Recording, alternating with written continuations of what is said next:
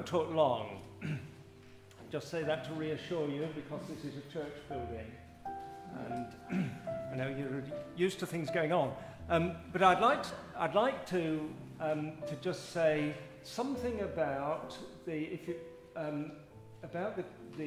statement that I made on this particular exhibition. There was a lady painter who my wife and I knew quite well, who always, when she presented her latest piece of work, used to say, "Isn't it beautiful?" I don't know whether you've come across people who show you their work and tell you it's beautiful. I suppose I'm one of those people who immediately responds by saying, if I need to be told it's beautiful, perhaps it isn't really.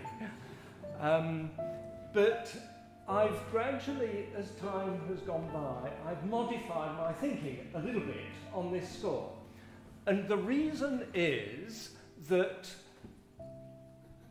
when you're painting, when you're writing poetry, when you're composing music, or whatever your creativity is, and I think that includes all of us actually, whatever you are creating, there is some sense in which when you allow the creative process to work properly, when you don't assume control of it, when you don't use it as a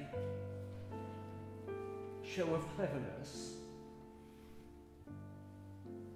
as you're working, you realise that, first of all, this isn't entirely due to you, what's happening.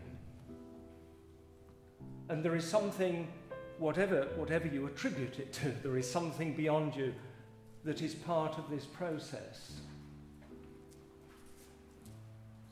And another thing that happens is that you realise that not only is the process not entirely under your control or of you, what is being produced is a being which is not just self-expression. It's not just what you are projected onto canvas or into poetry or into music. It has a life of its own. When you listen to the work of composers who have produced music at a very early age, and there are some remarkable examples of that, and you listen and you hear in some way it starts to tap the depth of a mature person's experience of life, and you think, yeah, but this was a little kid of 9 writing this. How does that come about? Does he know all this stuff? The answer is no, he doesn't know all this stuff, not at 9 or 10, but that art is actually bigger than the individual, and it's not the possession or just the creation of the individual who is involved in the process of it becoming what it is. And in that sense, it's, although it kind of, I don't feel entirely comfortable with it, I have to admit, but in that sense, our friend who declared it to be beautiful actually was less far off the mark than I used to think, because at least she was recognising there's something that was not of her in what was being made, and she could legitimately declare it to be beautiful. And for me, when I'm painting, I suppose that translates into my feeling of thankfulness. And I'm working away, and I don't know what it's going to be. And as it emerges,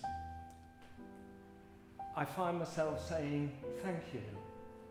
And for a few moments, sort of wondering at the thing that's happened in front of me. So I'll stop, but just to leave it at saying, for Christians, perhaps, that's more explicable, knowing that we are made in the image of God, who is creator and making creators too.